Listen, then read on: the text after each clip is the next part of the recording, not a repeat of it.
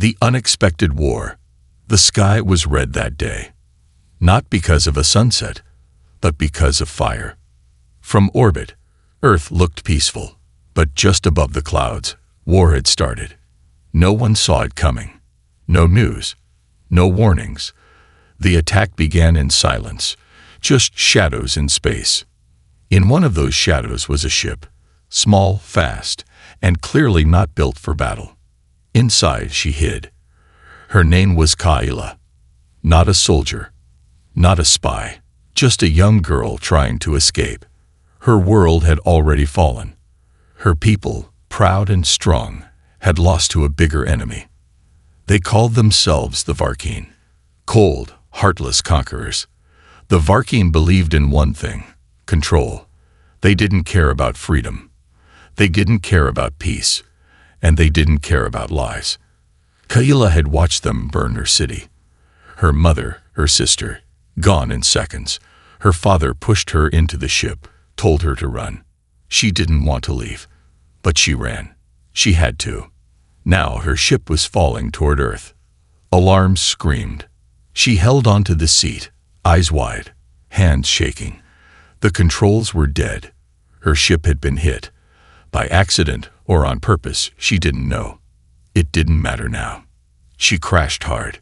Metal screamed. Trees broke. The ship slid through dirt and snow, deep in some forest. And then, silence. Cold silence. Kaila couldn't move at first. Everything hurt. Her body, her heart, her spirit. She was hungry, alone, scared. But she was alive. She forced the door open. Her legs gave out. She crawled out into the snow. The air on Earth was clean. Her lungs welcomed it, but her body shook. She had no food, no tools, and no home. She was just a lost girl from a broken world, hiding in a place where no one knew her name. Miles away, a man named Eric was chopping wood near his cabin. He lived alone. He liked it that way. No noise, no stress. Just trees, birds, and quiet. But something strange had happened earlier. The sky flashed. The ground shook. And now something was wrong with the wind. It carried a smell, burnt metal. Eric followed the scent, axe in hand, just in case. When he found the wreck, he stopped cold. A ship. An actual ship. Broken, smoking, glowing blue from strange lights. Not military, not human. He heard a sound. A whimper. He turned and saw her. She was crawling. Bare skin scratched and covered in dirt. Her clothes were torn. Her hands reached forward, but her arms shook. She looked up. Their eyes met. She froze. So did he. For a second, they just stared at each other. A human. An alien. Eric stepped forward. She flinched. He stopped. Slowly, he put down the axe and raised his hands. "I'm not gonna hurt you," he said softly. Of course, she didn't understand, but something in his voice made her stop shaking. Then, Kaila did something that shocked him. She dropped to her knees, bowed her head, and with trembling hands, she held them out in front of her, like she was offering herself. Eric didn't understand. "No, no, don't do that," he said, rushing forward. She whispered something in her language, a word that meant servant. She thought he might kill her, or claim her, so she gave herself up. Eric didn't know what to say. He just saw a broken soul begging to be allowed to live. He took off his jacket and wrapped it around her. She flinched, but didn't pull away. He helped her up, gently, like she was made of glass. "Let's get you warm," he said. She didn't understand the words, but the way he said them made her heart tremble. No one had spoken to her with kindness in weeks. Kaila leaned on him as they walked. Her legs barely worked. Her pride was gone. Her strength was fading. She had humbled herself to survive. But in that moment, she wasn't afraid anymore. Not because she was safe, but because a human had chosen not to harm her. And that changed everything. A fire inside her. The cabin was small, but warm. Wood crackled in the fireplace. The air smelled like smoke, pine, and something cooking on the stove. Kayla sat on the floor, wrapped in a thick blanket. Her hands still trembled, but they no longer felt frozen. She stared into the fire, eyes wide. It was like staring into a living thing. On her homeworld, fire was controlled by machines. Cold, clean, perfect. This earth fire, it danced, it breathed. It reminded her of something wild, something alive. She glanced up. The human, Eric, was nearby, stirring something in a pot. He hadn't tried to lock her up. He hadn't tied her down. He didn't treat her like property or enemy. That confused her. She had grown up thinking humans were dangerous beasts. That's what her teachers said. Primitive, they warned. Emotional, violent. Never trust a species that uses fire for comfort. But now she was sitting by a fire, in a stranger's home, and he had offered her food. Eric poured the hot stew into a bowl and placed it in front of her. She looked at it, unsure. "Eat," he said gently, tapping his own chest. "Good." She watched his mouth carefully, then looked at the bowl. It smelled strange, meaty, spicy, rich. Her stomach growled. Cautiously, she picked up the spoon he left for her and tasted it. Her eyes widened. It was incredible. She devoured it. Messy, fast, like a starved animal. Eric didn't laugh. He just smiled and turned away, giving her the space to eat in peace. That night, she didn't sleep. Not fully. She lay on the couch, warm and safe, but her mind spun. Why was this human being kind? Why wasn't he asking questions? Why hadn't he tried to use her? Back on her world, she had status. Her father was a scientist. She was part of a respected bloodline. But that meant nothing now. Her home was gone. Her people had fallen. In her culture, when everything is lost, dignity is the last thing you give away to survive. She had given hers up the moment she bowed. And yet, this human hadn't taken it from her. He'd given her a coat, a home, a bowl of food, kindness for nothing in return. Her eyes burned. She didn't cry, not really. But she wanted to. Not for her past, but for the confusing hope building in her chest.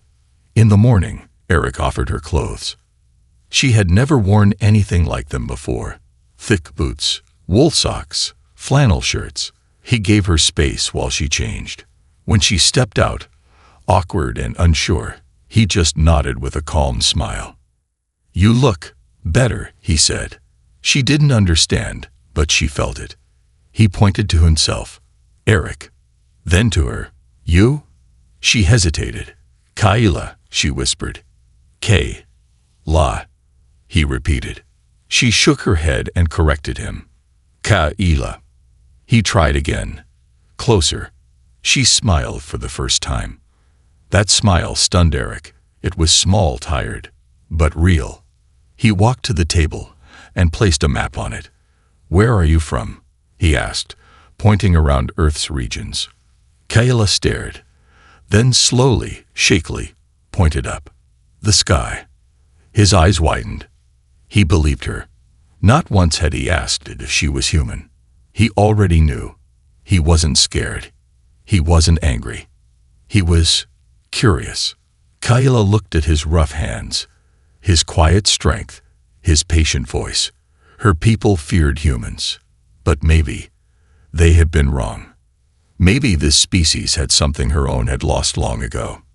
Compassion. Later that day, she followed him into the forest. Her body still ached, but she was stronger than before. She wanted to help, to give something back. When he chopped wood, she stacked it. When he hauled it, she carried smaller pieces. She didn't speak much, but he didn't seem to mind. In the silence between them, something new was growing. Not fear, not duty, but trust. As the sun began to set, painting the sky with gold, Eric looked at her. "Why were you in that ship?" he asked. She hesitated. Then with her finger, she drew a flame in the dirt, and then crushed it. He understood. War. He nodded slowly. Kayla looked at him with heavy eyes. She had lost everything. Her people, her name, her place in the stars. But sitting next to this quiet, gentle human, she felt a small fire return. Not the fire that burns cities, but the kind that warms the soul. Names and meaning. Eric was writing something on a notebook when Kayla walked in from the back porch. Snow clung to her boots, and her breath fogged the glass behind her. She still walked like she didn't belong. Quiet, careful, like one wrong step would make everything vanish. But she was stronger now, less shaking, less fear in her eyes. He looked up, smiled, and pointed to the notebook. Language, he said, then tapped his pen on the page. Words. She tilted her head. He wrote one word slowly. Name. Then pointed to himself. Eric. Kayla blinked, then nodded. She pointed to herself. Kayla. He grinned. Kayla. He said it better this time. She smiled faintly. Then, without him asking, she wrote her name in her own language. Elegant lines that curled like vines. Eric stared at it. Beautiful, he whispered. She didn't understand the word, but she knew the tone. For a moment, neither spoke. The fire crackled in the background. The cabin felt warmer than usual. Then Eric wrote something else. Home. And looked at her. Her smile faded. Kayla stared at the word like it was made of stone. Heavy. Cold. Slowly, she took the pen and wrote beside it in her language. Gone. Eric saw the word, even if he couldn't read it. He saw the weight behind her eyes. He didn't say anything. He just nodded once and put the notebook down. She appreciated that. No questions, no pressure. Just understanding. Later that day, Kayla watched birds through the window. They flew in circles above the trees, wild and free. I used to be like them, she whispered. Eric, sitting nearby, glanced at her. She hadn't spoken much before. Free? He asked. She nodded, then mimicked wings with her hands. Not anymore. He leaned back. You're still free. She frowned. He pointed to the door. You can leave any time. She looked confused. I didn't keep you here, he said softly. You chose to stay. That hit her like a quiet storm. She thought back to when she first arrived, how she had dropped to her knees, offered herself, begged to be taken. And yet, not once had he treated her like a servant. Not once had he asked her to clean, serve, or obey. She had been acting like a servant because she thought she had to. But she never had to. He was giving her a choice, something she hadn't had since the day her planet fell. That night, Eric showed her the stars. They sat on the porch, wrapped in blankets, their breath fogging in the cold. He pointed up. That one's Mars, and that's Jupiter. She watched quietly, her eyes glowing in the starlight. He turned to her. Which one was yours? She didn't answer, just stared into the dark sky. I don't know, she said after a while. They're all just lights now. He didn't speak after that. He just passed her a cup of tea and sat with her in the silence. And somehow, that silence meant more than words. The next morning, Kayla did something unexpected. She cooked. Badly. Eric came into the kitchen to find a mess. Flour on the counter. Something sticky on the floor. The smell was strange, not bad, but alien. She looked at him nervously. Try. He blinked, then smiled. He sat down, took a bite of the strange dish. It was awful. But he finished it. Kayla laughed quietly when he coughed at the last bite. It was the first time she had laughed in weeks. He tapped his chest. Teacher, then pointed to her. Student. She tilted her head. Student. He nodded. You learn. She nodded slowly, then touched her chest. Kayla learns. Eric smiled. Exactly. He tapped her notebook, still open from yesterday. She picked it up. Today, she wrote the word hope. He smiled at her spelling. It was perfect. A storm in the snow. The wind howled that morning. Snow came down hard, fast, like tiny blades. Trees swayed. Ice crept across the cabin windows. The storm had arrived. Eric moved quickly. He knew this kind of weather. He stacked wood near the fireplace, checked the backup generator, filled water buckets, just in case. Kayla helped where she could. Her fingers still weren't strong, but she carried logs inside, holding them close like they were treasure. "You stay in," Eric said, pointing to the couch. "It's bad out there." Kayla looked out the window. Snow danced like ghosts. She had never seen a storm like this. Her planet had harsh seasons too, but this was different. It was quiet and violent at the same time. Still, she felt safe inside, warm, cared for, until the power went out. The lights blinked, then died. The heater shut down.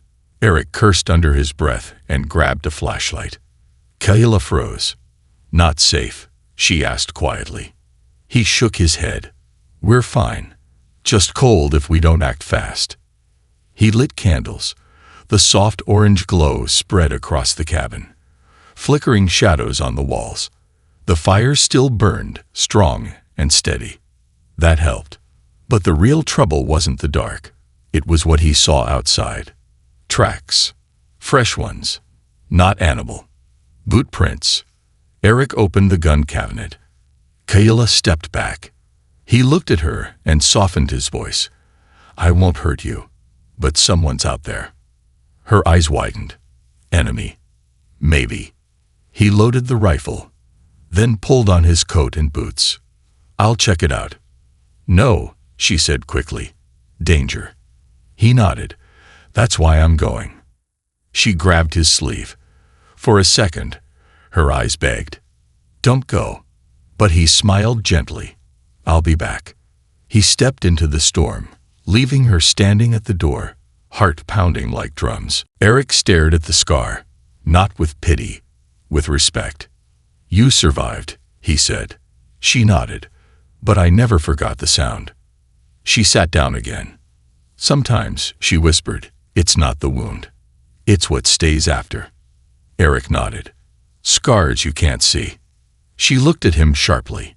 "Yes." He tapped his chest. "This one's bigger," he said, "but no one sees it." She reached out slowly and placed her hand over his heart. Just for a second, then pulled it back. Not romance, not flirting, just truth. Two people, both broken in different ways, sitting in the same place, helping each other carry the weight. That evening, Kayla asked a question she'd been afraid to ask. "Why? You helped me." Eric looked surprised. Then he gave a half smile. "Because you needed it. No one else would," she said. "Maybe," he agreed. "But that's the problem, isn't it?" She tilted her head. "Most people wait for someone else to do the right thing," he said. "I stopped waiting." Kayla thought about that. Then said, "My people, we watched planets fall. We studied, talked, argued, but didn't act." She looked away, ashamed. I was proud. I thought my world was wise. But we were cowards. Eric shook his head. "You're not a coward." I bowed. I begged. I gave myself away. "You survived." She blinked. "There's no shame in wanting to live," Eric said softly. "There's strength in that. Real strength."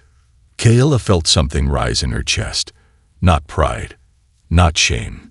Something new. She didn't know the word for it, but it felt like healing. That night, she didn't sleep on the couch. She sat by the window, looking at the stars. Eric sat beside her. She pointed to one. "That was near my home," she whispered. He nodded. "Do you think," she asked, "a person can lose everything and still become someone new?" Eric looked at her. "Yes," he said. "I think sometimes that's the only way we grow." She smiled. A real smile. And for the first time since she crashed on Earth, she didn't feel like a servant, or a refugee, or a burden. She felt like Kayla again, not the girl who begged, but the girl who survived. The signal no one wanted. The days grew quieter again. Snow melted slowly. The forest was still, almost peaceful. Kayla started to smile more. She even hummed once while stacking firewood. Eric noticed, but said nothing. He didn't want to break the moment. They had fallen into a rhythm, a kind of unspoken life, until the sound came. It was just after midnight, a low, distant pulse, like a heartbeat made of metal. Kayla sat up on the couch, her body stiff. She knew that sound. She had heard it before. Eric came in from the back room, rubbing his eyes. "Did you hear?" She was already at the door. The sky above the forest glowed faint blue, blinking in a strange pattern. Not natural. Not Earth-made. Her heart dropped. "That's a beacon," she whispered. "Rescue signal." Eric frowned. "Yours?" She shook her head. "No, not ours. Varkeen." The name felt heavy in the room. Eric tensed. "The ones who destroyed your world." She nodded slowly. "They search. For survivors. For tech. For control." Eric's hand went to the rifle by the door. "They're coming." Kayla didn't answer. She didn't have to. By morning, the snow had stopped, but the fear hadn't. Kayla stood near the window, wrapped in Eric's old jacket. Her eyes scanned the woods. Every bird call, every rustle made her flinch. Eric had turned off all lights. He covered the windows with blankets and checked his supplies. "We can run," he said. Kayla shook her head. "They'll find us. They always find." Eric stared at her. "Then we fight." She looked at him, stunned. "You don't understand," she said. "They don't stop. They don't fear." "I've faced worse," Eric said calmly. "No," she whispered. "You haven't." Her hands were shaking again. Old fear returned like poison in her veins. She had escaped the Varkeen once. Barely. Now they were here. And they would not show mercy. Later, as the day dimmed, Eric set up traps around the cabin. Tripwires. Flares. Signals. Kayla watched him work. He was focused, steady, quiet. Not angry. Not panicked. Prepared. "How do you stay calm?" she asked. He glanced at her. "Because I have something to protect." Kayla didn't reply. Her throat tightened. She realized no one had ever said that to her before. Not her father. Not the soldiers who hid her. No one. Eric had just made her feel like she mattered more than fear. Night fell fast. The beacon's glow was gone, but the silence it left behind was louder. Kayla sat at the table, sharpening a metal rod. It wasn't much of a weapon, but it was something. Eric walked in with a small box. "Got something for you." She opened it slowly. Inside was a small earpiece with a translator device attached. She blinked. "I fixed it up using parts from your ship," Eric explained. "Might not be perfect, but now we can understand each other better." Kayla stared at it like it was gold. She placed it gently in her ear. A soft click. Then, his voice. Clear. Warm. "You okay?" he asked. She gasped. I can hear you." He smiled. "Good." She covered her mouth with her hands. Her eyes filled with tears. For the first time, she heard someone speak to her, and she understood every word. It was like breaking out of a cage. "Thank you," she said, voice trembling. Eric stepped closer. "Whatever happens next, we face it together." She nodded. Then, for the first time, she reached out and held his hand. No fear, no shame, no doubt. Just strength passed between two people who had nothing left to give, except each other. An hour later, the first signal jam hit. The radio crackled and died. The translator glitched for a second. Kayla looked up. "They're close." Eric nodded. He checked the rifle. She gripped the metal rod. Outside, the wind shifted. A faint hum filled the air, unnatural and cold. The Varkeen had arrived. And this time, they had come for her. Dignity in the fire. The sky above the forest pulsed with blue light. Cold, silent, watching. Eric stood at the window, rifle in hand. Kayla stood beside him, holding her homemade weapon. Her fingers no longer trembled. She was done running. "They'll search," she said. "They always do. They scan heat, movement, energy." Eric nodded. "Then we make noise first." Kayla turned to him. "They won't stop unless I surrender." "You're not giving yourself up," he said flatly. Her voice was quiet. "If I don't, you'll die too." Eric looked her in the eyes. "Maybe. But I'd rather die on my feet than live on my knees." Kayla blinked. Something in her chest shifted. It was the same thing she saw in his eyes when he first found her. Honor. Not the kind her people wrote in books. The real kind. The kind that acted when no one else would. Outside, the humming grew louder. The snow lit up in blue shadows. A ship hovered above the trees. Dark, sharp, built for fear. Kayla stepped out first. Eric followed. Cold wind whipped her hair. Her jacket flapped in the breeze. But she stood tall. A voice echoed from the ship. It spoke in her language. "Surrender. You will not be harmed." She replied with no fear. "I have already surrendered once. Never again." The voice paused, then changed tone. "You are property of the Empire. Step forward, or we erase the human." Kyla's jaw tightened, but Eric stepped forward first. "No," he said. "You'll have to erase both of us." The translator crackled. Kayla heard his words, understood them, everyone. She reached out and held his hand. "I am no one's property," she shouted at the ship. "Not anymore." Light flickered, weapons charged.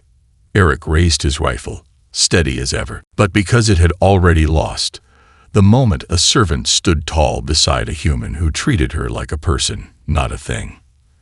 The next morning, the sun came out for the first time in days. Kayla stood outside, watching the light hit the trees. Her hair shimmered. Her face looked different now, not softer, but stronger. Eric handed her a mug of hot tea. "They'll come back someday," he said. Kayla nodded. "Let them." He smirked. "You're not scared anymore." She smiled gently. "Not with you beside me." Then she turned to him. "I want to build something," she said. "A place. Not just to hide, but to live." Eric raised an eyebrow. "Here." She looked at the trees, the sky, the soil. "No," she said. "Bigger." He chuckled. "You sure know how to dream, alien girl." She held out her hand. "My name is Kayla. Not a servant. Not property. Kayla. And I choose to stand." He took her hand. "And I choose to stand with you." Far above Earth, the ship transmitted its report. Subject refuses classification as servant. Human interference is strong. Resistance is unexpected. Recommend re-evaluation of Earth's threat level. The stars blinked. And somewhere out there, the galaxy started whispering about a girl who chose dignity and the human who refused to let her fall.